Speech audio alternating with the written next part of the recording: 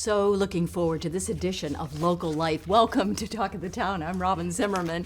This is the June edition. It's all about weather. And with us now is Lance Hanlin. He's the editor-in-chief. Great job. Thank you so much. It was certainly a very fun issue to put together. And I love, the cover. The cover it just has the lightning bolts. Shout out to Endangered Arts Studio here on Hilton Head. They have this hanging in their gallery. Right. It's from an artist named Philip Anthony.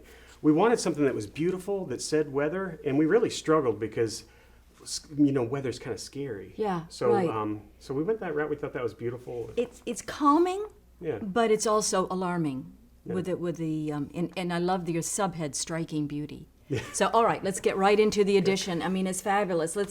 You talk about hurricane season. We're in the throes of it. I'm actually a little concerned this year because of some of the forecasts are saying it could be more active than usual. Yeah, so obviously, June 1st is the start of Atlantic hurricane season, and Right. we have beautiful weather here year-round. There is a trade-off, we have good weather, bad weather, and extreme weather, and obviously hurricanes are at the top of mind this time of year. Yes, right. We all have a hurricane story.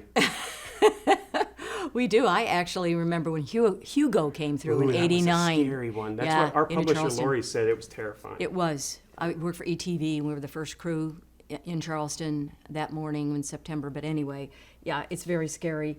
But there's storm chasers that you talk about in this edition. So tell us about that piece. There's a group of guys that go chase storms across the Great Plains, different Right. parts of the country. Right. There's a local fire chief for Bluffton, and he's got like this latest technology for tracking tornadoes. Right.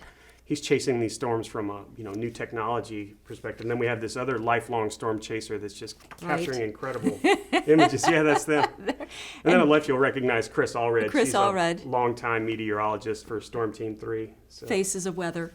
Yeah, and so she said, most people when they evacuate, she has to go into makeup. Everybody else. Everybody else is leaving, and she's got to, she's working for sure.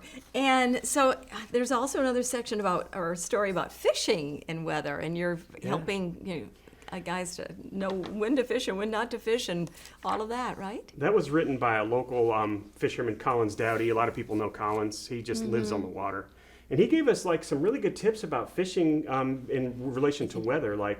Before a storm, he's noticed locally that that's the time to go fishing because they're trying to eat as much as they can before the storm hits. Because they can sense, the fish can sense, wow. So he's got little observations that work locally here for fishing. He's noticed if it's a full moon and a flat sea, just don't plan on go fishing. For whatever reason, that set of conditions doesn't work for local fishing. So. Right. And then I love this part about the pets and the people that can kind of forecast what's coming up with the weather because the way they feel, and pets too. Right. And we all know that person that can sense an oncoming storm in their knee or whatever, and there's a science behind that.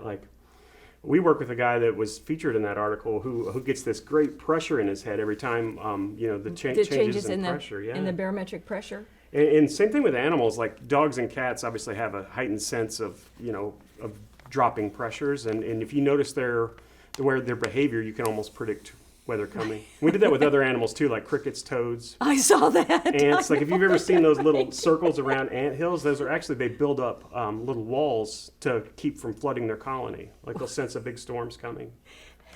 And I'd like that there's a whole page on the top weather apps. And then I did this little quiz with my family, like the hottest month of the year, the coldest month of the year, the weather here really frightful. The hottest month is actually August. And the coldest is January. And the wettest is, the wettest is August also. The wettest month, 9 inches of rain. But it's just a fabulous edition. Anything else you want to share about it, Lance? Thank you to everybody that contributed. All the local art galleries, photographers all submitted amazing photography. We had great community support in a lot of ways. So thank you to everybody out there, and keep an eye out for our next issue, which is going to be at your service for July.